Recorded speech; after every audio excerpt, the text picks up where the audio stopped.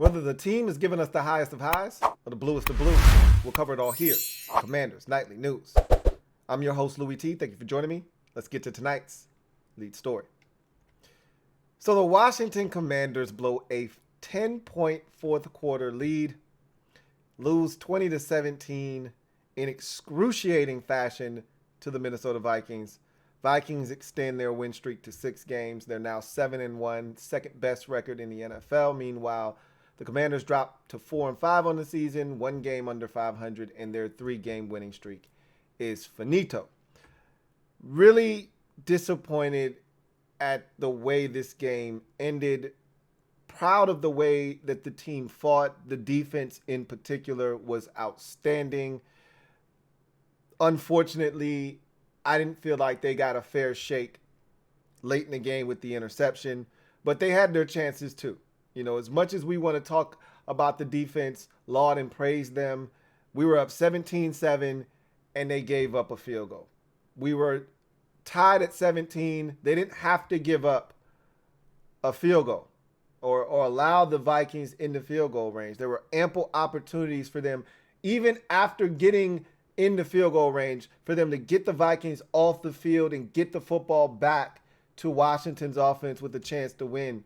And they failed to do that time and time again. They did get the one stop, and then you had the penalty on John Ridgeway to pretty much seal the deal. So while the defense was really good, they had opportunities to help this team even further, and they didn't get it done. But this is one of those games where you just can't lay the blame on the last, even if you want to, and there are opportunities to do so. It's just hard because of how well they played defensively throughout this game. So let's go upon further review after the loss. We were getting used to Victory Mondays over here. I'm dressed in all black like the Omen. You know what that means. We took one flush on the chin. And this wasn't my idea of all black. You know, it was blackout theme. It was supposed to be. And that's where I'm going to start with the upon further review. Damn, the blackout looked good at home. You know, the first time we had worn it, it was in Dallas, and it looked good then too. But it looked really good at home. And I thought it went well with the Vikings purple. It was just a really good look. The field, they did a really good job of, even though every time you were in the end zone and you kicked up any kind of turf, you saw the burgundy, smoke go in the air from what was underneath the red black paint. But I thought they did a really good job with the logos and the paint and everything. I just thought it looked well done. And so somebody after the game, one of the viewers said after the game, I cannot wait until we get a home primetime game at night that's a blackout game. That's when you're really going to get the chills and the goosebumps and the real effect of what this is supposed to do, right? We don't have one of those this year. We didn't deserve it.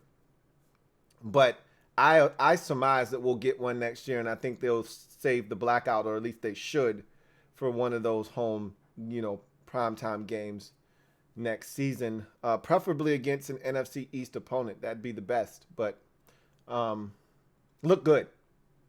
Upon further review, a number of you were at the game and reported back to everyone that it was live. From all the people, that I talked to, they said the environment was live. And then listening to the reporters after the game talk to whether it's players or coaches, they kept echoing the same sentiments. It was loud. It was the loudest they had heard the stadium this season. And I don't even know what that means this season, but there have been some games where it's been pretty loud. So I would imagine that it was a pretty good turnout. And I'm at the point now because, from people that don't go very often, when they see the amount of the other team's color at the game, they're a little alarmed. If you go to the game all the time, you don't even pay attention to that anymore because you expect it.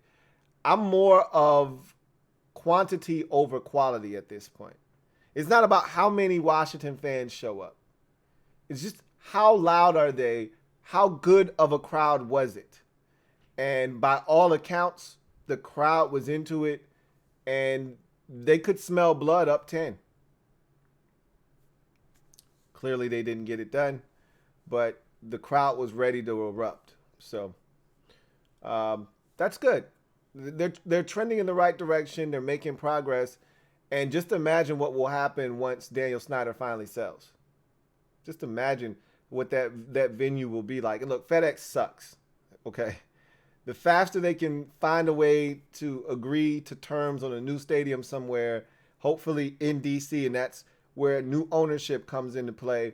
You get the right owners in there and the right people rubbing elbows, we may be able to get this thing back where it belongs, which is in DC. But the faster they can get a brand new stadium built, the faster that I think they'll start filling the venue up with fans of the team. Excuse me, but one step at a time.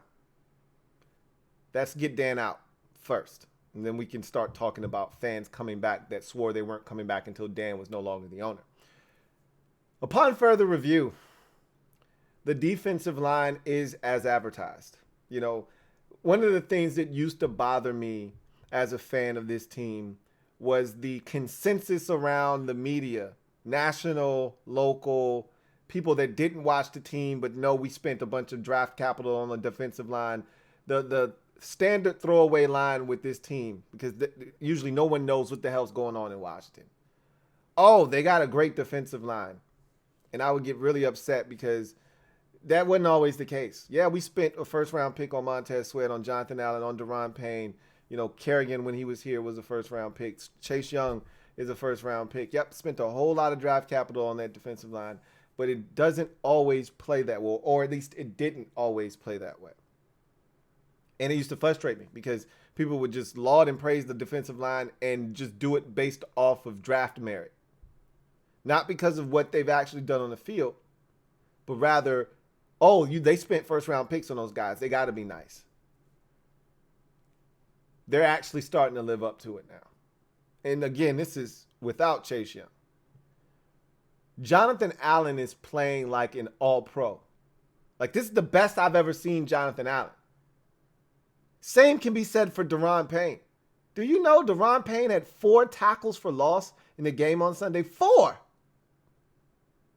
4 tackles for loss. A sack. He was a menace. He hit quarterback twice. Jonathan Allen had 4 quarterback hits. 4 quarterback hits. He had 2 tackles for loss. He was everywhere. They could not block Jonathan Allen. Sacks aren't everything. Sacks are great, and they're the easiest way to track the progress of a defensive player on the defensive line. How many sacks does he have? But nobody impacted the game more than Jonathan Allen on the defensive line. Even though Daron Payne had more tackles for loss, no one impacted the game more than Jonathan Allen on the defensive line. He was unblockable in the game. Sweat had 4 quarterback hits and a pass deflection. That was huge because they had a screen set up, and I don't know if there was anybody around to stop the screen. This D-line, excuse me, they were dominant in the game. And they've had games like that this season where the Tennessee game is another one that sticks out like a sore thumb. The Chicago game is another one where you go, well, goddamn. These guys are ridiculous. It's crazy because then you'll get the Green Bay game where they're non-existent in terms of getting to the quarterback. And you just go, what the hell?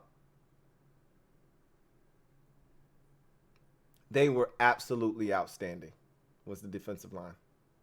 I had people that were Vikings fans after the game hit me up and say, bro, your defensive line is no joke. I'm like, yeah, I know. Smiling like a proud papa whose only son finally made it. I just feel so good about this defensive line. And to think we're still missing a dude. We're still missing a guy. Not just any guy.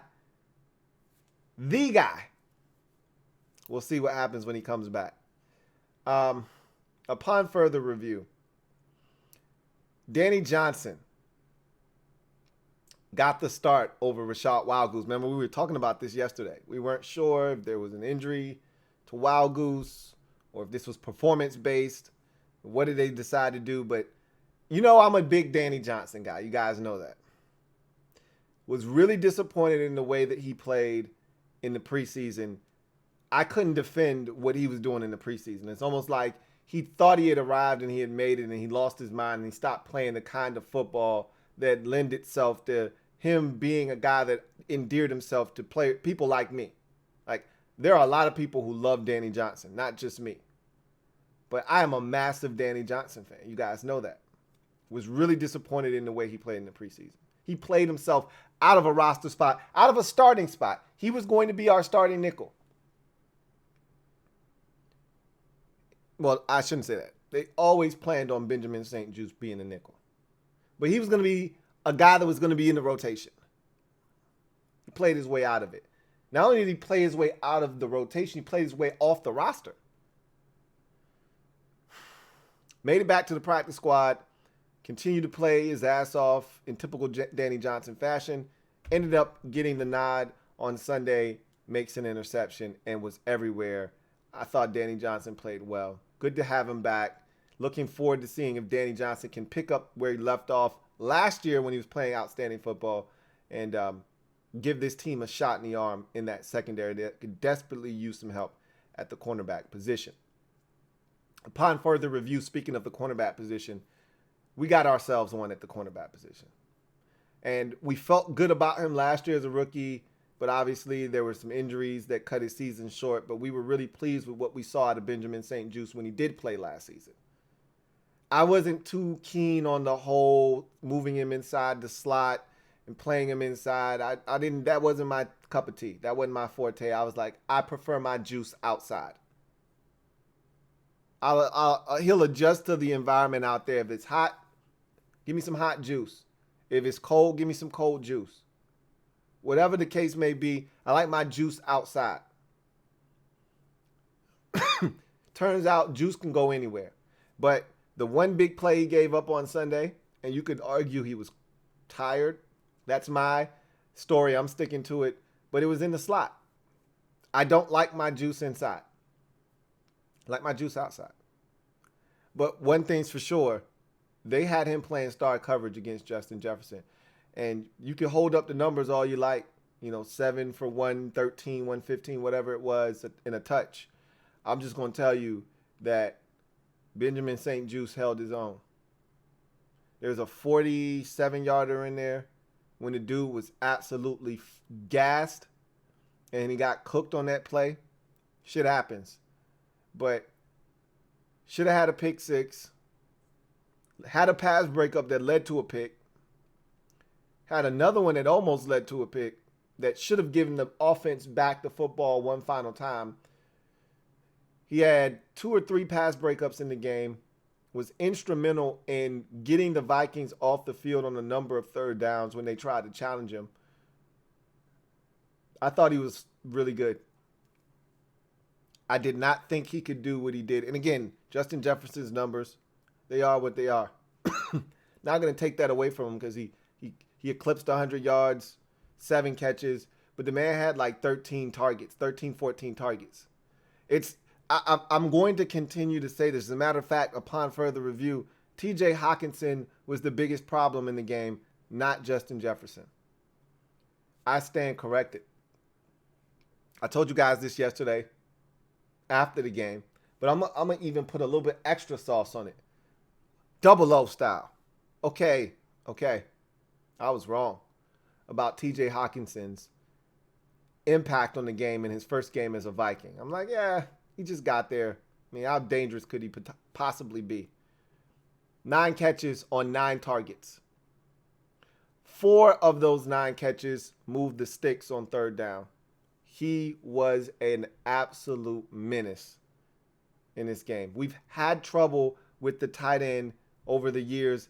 It's subsided a bit, hasn't been as pronounced as it was. Like, it didn't matter who the tight end was. We were making guys like Larry Donnell look like all-pro tight ends when they would come to town. It didn't matter who you were or what your name was. If you had an ounce of athleticism, you were on deck for a 7-catch, 98-yard game, might even have a touch or two. Well, we kind of curtailed that a bit with the emergence of Cam Curl and these safeties. Kind of curtailed that a bit. Some of these linebackers, well, we got worked in this game. I can't help but think about all of the times that I saw old reliable in the game, John Bostic. And there was one third down in particular where he got into his John Bostic deep crouch, never moved, as TJ Hawkinson runs a simple speed out on 3rd and 4 and gets 6. And I'm just thinking, I know there's no way in hell John Bostic's supposed to be standing in the exact same spot he was when the ball was snapped. I can't confirm that that was his responsibility. There looked like there was confusion back in the secondary. Clearly, those guys were not on the same page. Too important of a play for them to be confused as they were on that play, for him to be as wide open as he was. It was easy pitch and catch, 7-on-7 shit. Really, it was against air. But I also look at Bostic and I'm like, even if he has nothing to do with it, he just looks guilty. He can't get out of the game fast enough. And again, I had no problems with him being on the field. Being on the roster. But it just reminded me quickly of why he can't be on the field. While we've outgrown him. We're not supposed to be having 59 on the field. But anyway, TJ Hawkinson was an absolute thorn in our side on Sunday. And he, to me, was the ultimate difference maker. Upon further review, I've told you this already. I think you got to see it firsthand. We need Sam Cosmi back at right tackle. I've been telling you guys for weeks, Cornelius Lucas has been solid, but trust me, you don't want him in as a full-time replacement. He was not good on Sunday. And so I'm hoping Sam Cosmi's ready, because I'm ready for him to get back in there. That's for sure. So we'll see what happens there.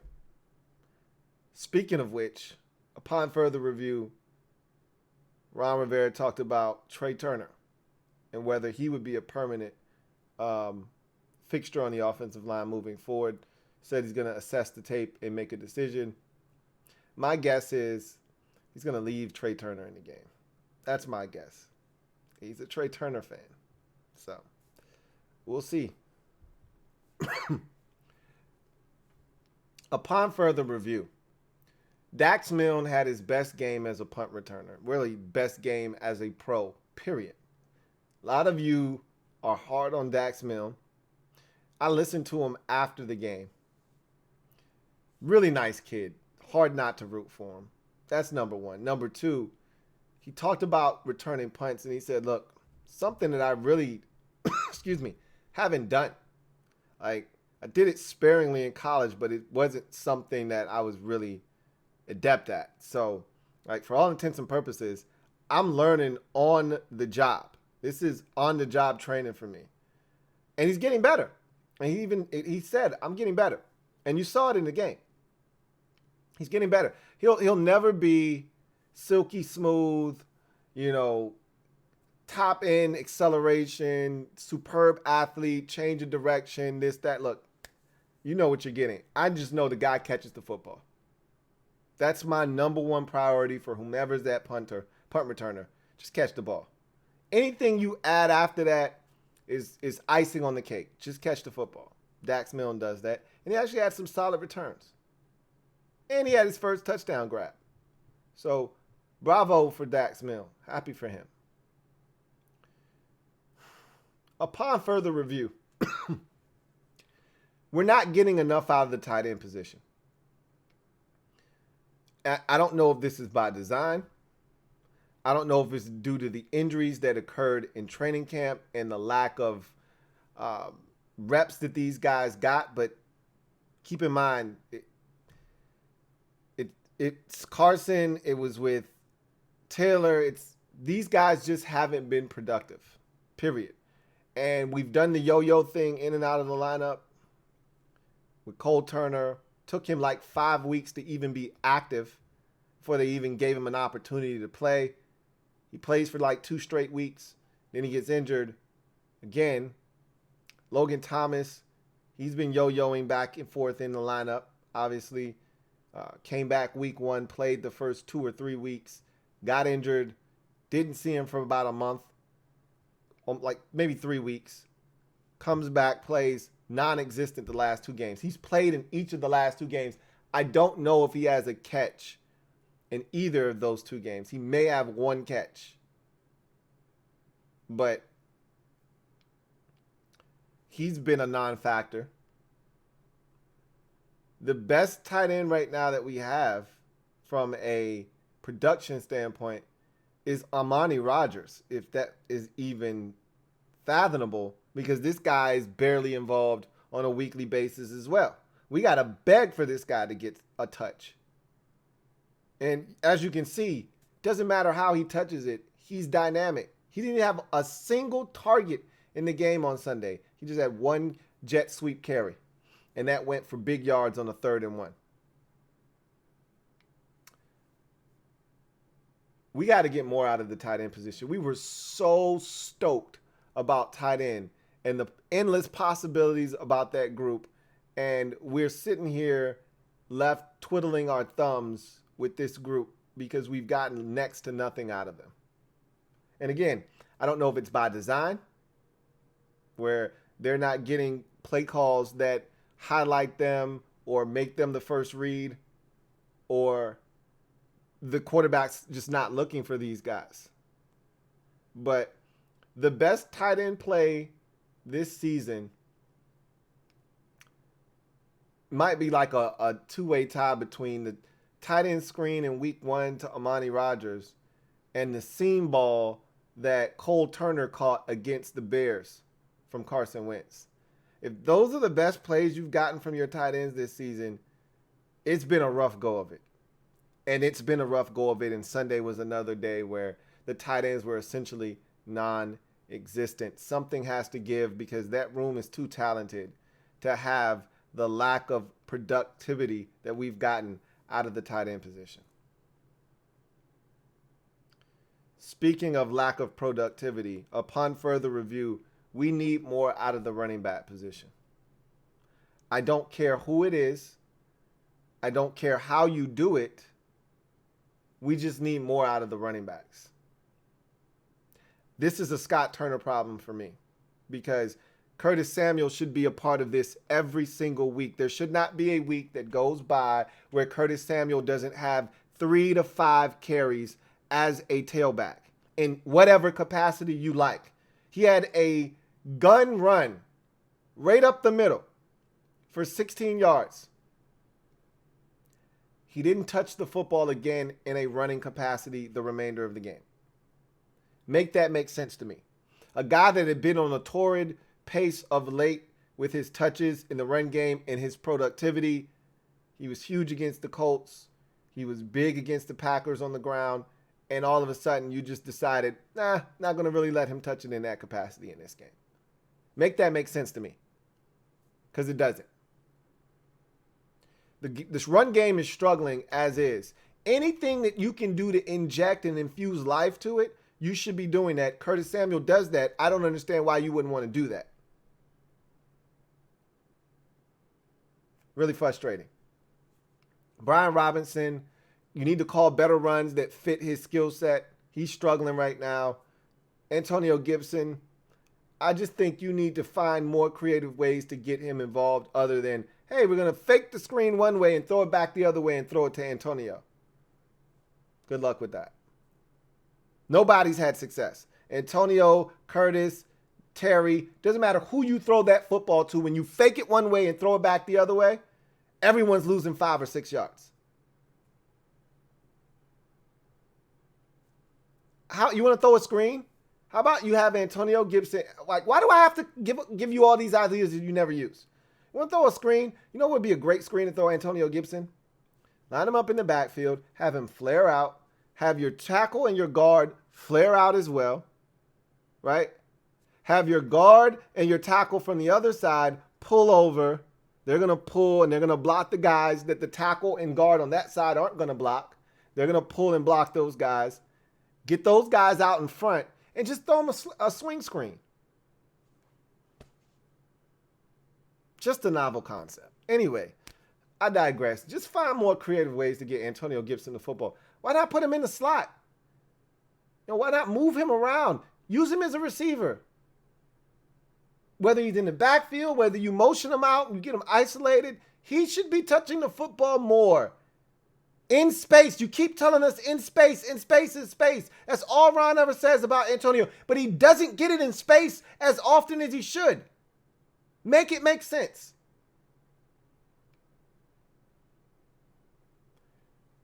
Was really disappointed with the production from the running backs in this particular game. Didn't think they had a big enough impact on this game.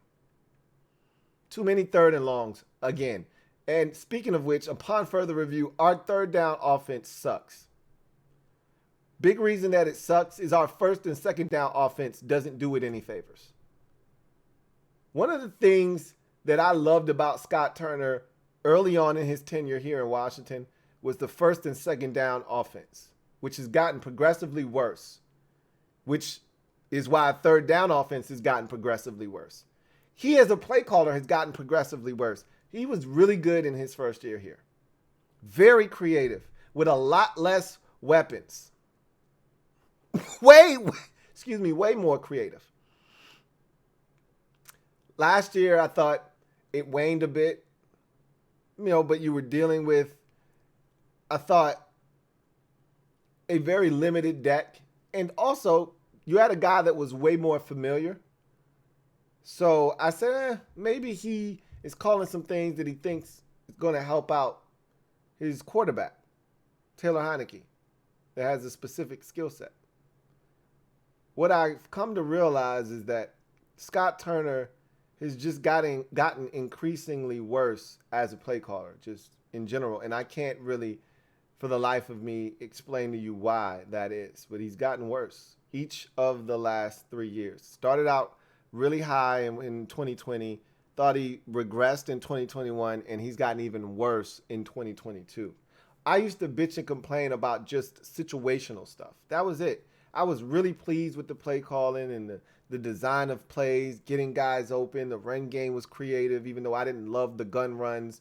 That's his thing, but it was still somewhat creative. The creativity is gone most weeks. When he's got a normal week, which I'm encouraged this week against the Eagles, he'll have an extra day to prepare, which means he'll probably do some really creative shit. It's when he's got a normal work week where we just get stale old Scott. They have to be better. And the running backs have to be better too. You can't just put it all on Scott, even though he's a huge part of the problem. They got to be better as well.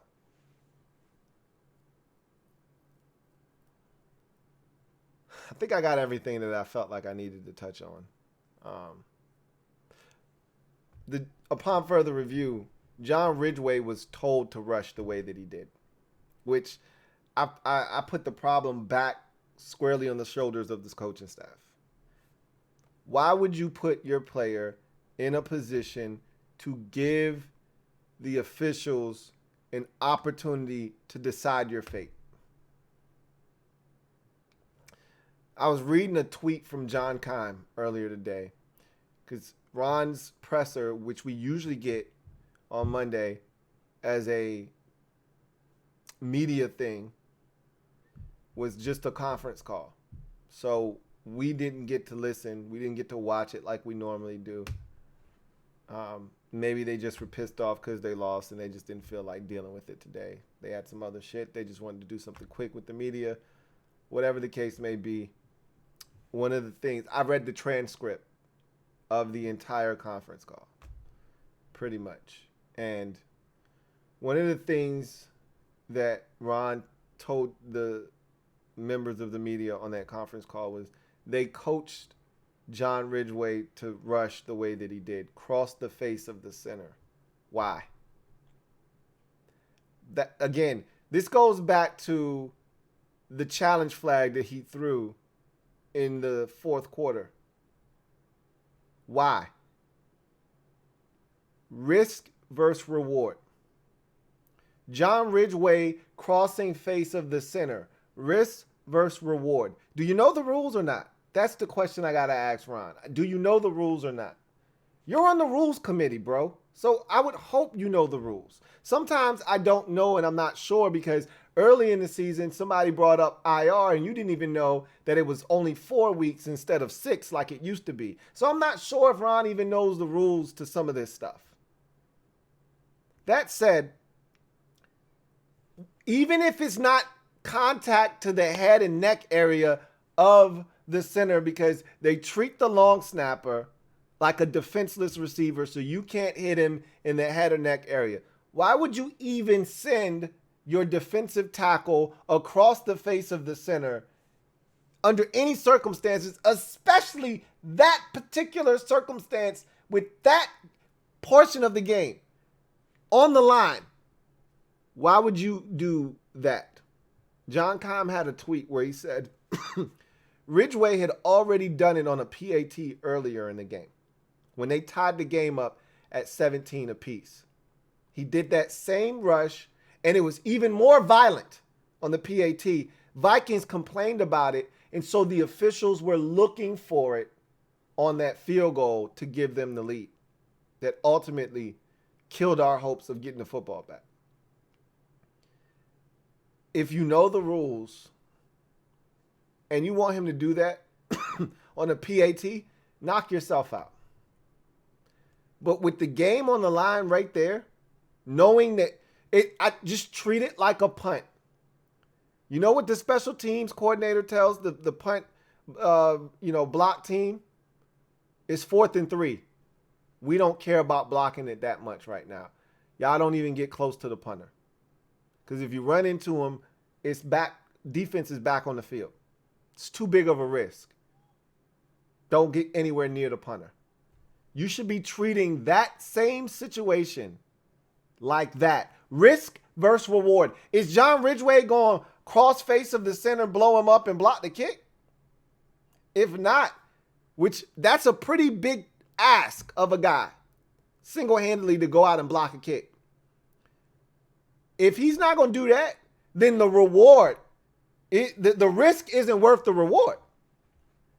You're risking the Vikings being able to run the clock down to 13 seconds and kick a walk-off field goal, essentially, because you want him to cross-face and you're teaching him to cross-face the center? That makes absolutely zero sense. You're essentially a boxer putting the outcome of the boxing match in the hands of the judges, knowing that they slant towards the guy you're fighting. They love to give him the benefit of the doubt on the scorecards. Why would you do that? You take the whistle and the flag out of the official's hand and mouth by just rushing normal, leave the center out of it. Ron still is talking about, I don't know what he did wrong, I'm going to send it to the league. You got to be effing kidding me, man.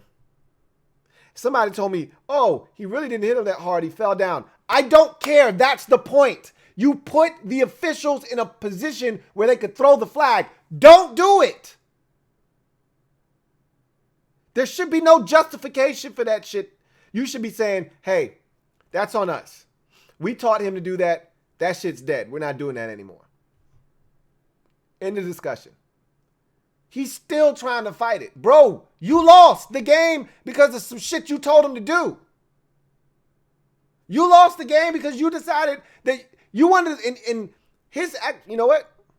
Let's go to other news. Ron spoke to the media again. We didn't get to see it today, but I want to go back to the post-game press conference and react to a little bit of that. Ron, after the game, was asked about the challenge on 3rd and 1. And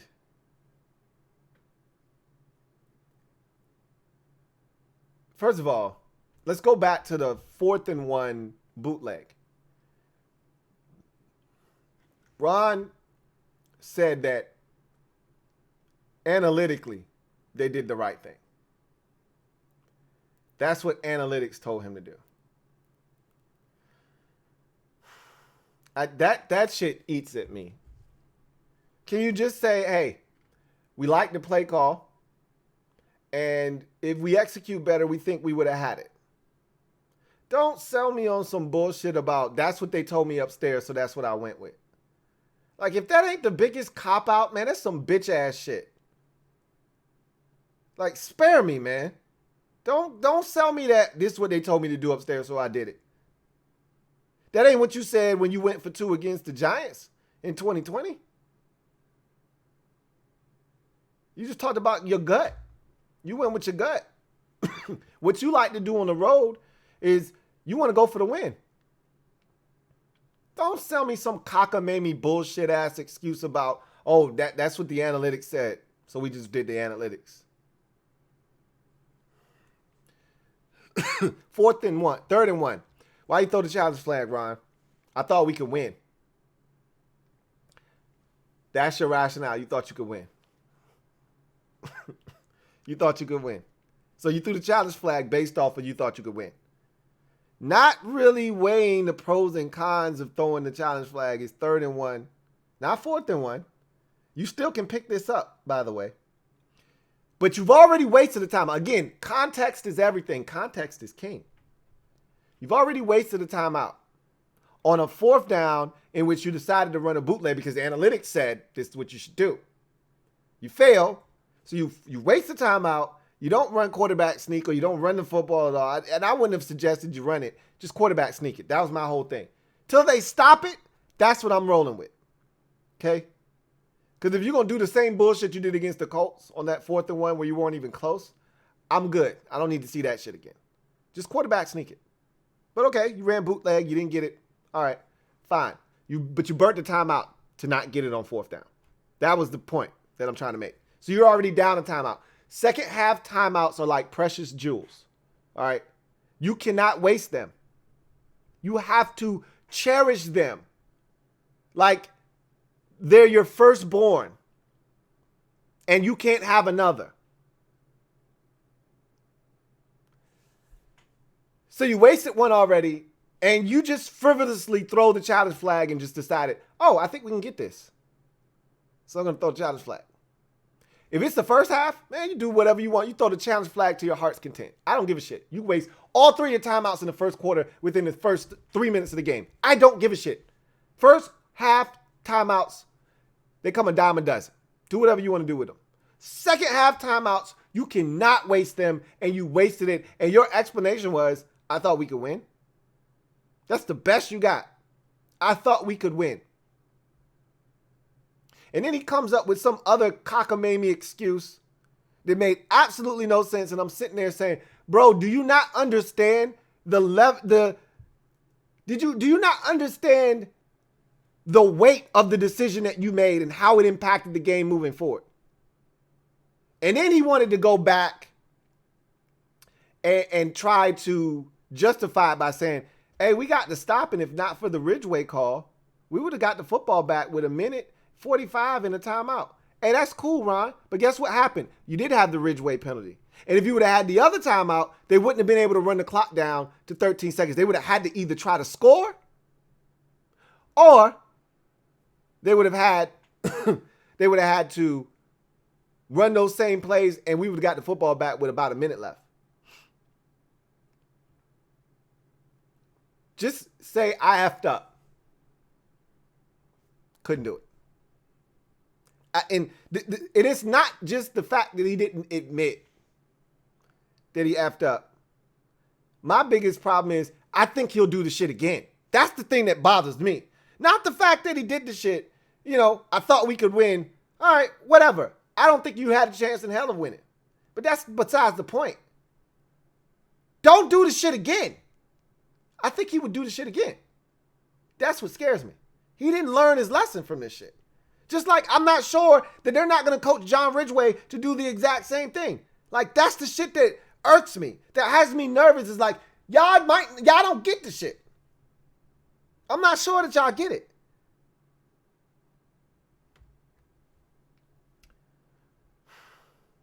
They talked about Chase Young. He talked about Chase Young.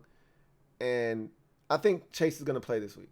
The extra day, this game being on Monday night, I think is going to give them the confidence. But he said it's all about how Chase performs throughout the week, how his body responds, all the things that we've heard. So I think Chase Young is making his debut this week. I feel good about that. I told you guys, I thought week 9 was this week was going to be the week that just passed. But I told you, I talked to some people close to the situation that said they're preparing him for the Philadelphia game. So by all accounts, this is the week that they had circled for Chase's return. Barring any kind of setback, expect him to suit up on Monday Night Football against the Philadelphia Eagles. He was asked about Carson Wentz, because now that Taylor Heineke cost you a ball game, or at least that's how people are framing it. And look, he was a huge part of why we lost this game. Like, that interception was back-breaking. And Heineke said all the shit that I wanted to hear after the game. He owned up to that interception. And I said this already, and it was just crazy to hear him say it because I genuinely felt this way.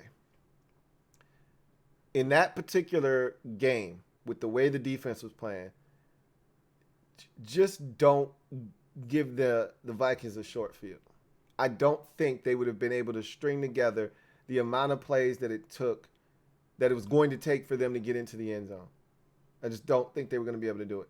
With the way the defense was playing, how they were getting pressure on Kirk Cousins, I don't think they were going to score a touchdown if they had to drive 75, 80, 85, 90 yards. And with the way Tressway was kicking the football, just don't do it. He just airmailed it. And he said, I had the whip route underneath open to Dax Milne. He was the first read. I should have just thrown him the football. I mean, it is what it is. The dude was open. I'm not even upset. Like, he was beating himself up over turning down his initial read, which was open, and should have just thrown him the football. It was an easier throw, but the decision that you made wasn't wrong. Logan Thomas was wide-ass open. He just threw it way over his head. So,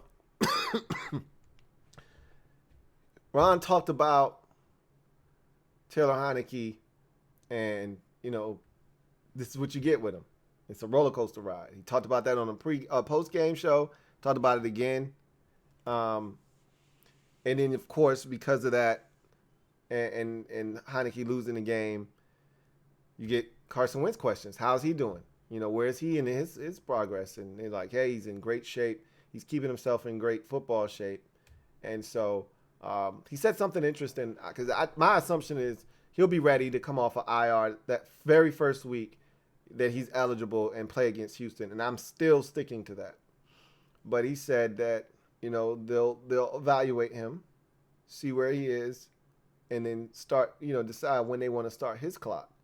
As if he may not be just ready to come back soon as that, he's eligible to hit the field in week number 11 versus the Texans. So for whatever it's worth, I still think that he's going to play against Houston, because if you really want Carson to come back and have a chance to get off on the right foot, that Texans game is there to kind of build some confidence. You go in there tripping, and the Texans will do you. You saw the fight they put up against the Eagles. They're not laying down for nobody. And that was without Brandon Cooks. We probably won't be as fortunate. We'll get Brandon Cooks when we play them. So we'll see what happens. But Ron was asked, and we'll leave it at this after this comment. At 4-5, where do you see this team? And Ron pretty much said, look, really disappointed that we didn't get it done yesterday. Had an opportunity. And he's been saying that over and over again. He said it against the Colts after we won that game. We had opportunities. This game shouldn't have come down to what it came down to. He wasn't wrong. He said, we just got to take them one at a time. Next up is the Philadelphia Eagles. It's a big one. We haven't won a division game this year. We got to find a way to get it done. He's not wrong. Everything that we want is still in front of us other than the division. That was long gone. You start 1-4, and the rest of the division is starting at a sweltering pace. That was out the window a long time ago. You want to make the playoffs, you want to play bonus football, that opportunity still exists. It's still right in front of you. One game at a time. I want to leave y'all with this. I want to ask y'all this question on the way out. Which hurt more? The Week 5 loss to the Tennessee Titans or this Week 9 defeat at home, both at home, at the hands of the Minnesota Vikings? Leave it down in the comment section. With any other comments that you have to maybe anything else that I've said throughout this show, leave it down in the comment section. Which hurt more? Week 5's loss, ball at the 2-yard line, 26 seconds left, down 4, touchdown wins you the ball game, snaps your 3-game losing streak. Well, snaps your 4-game losing streak, excuse me. It would have been, it was 3 games at the time. Would have snapped your 3-game losing streak. You were 1-3, had a chance to get to 2-3 on the season. And obviously we didn't know what we know now. Hindsight is 2020. But had we beat the Titans, that would have been a 4-game win streak. And instead of us being, 4-4, we'd have been 5-3. But again, or does this loss here, which would have put you over 500 at 5-4, had you going into the Monday night game against the Eagles with a 4-game win streak, riding high, feeling good with a ton of confidence. Up 10 in the fourth quarter versus down 4 with the ball at the 2 with 26 seconds left and no timeout. Or up 10 with 14 minutes to go in the fourth quarter, and really more like 10 minutes is when they got their field goal. Which is which? Can't wait to read your responses.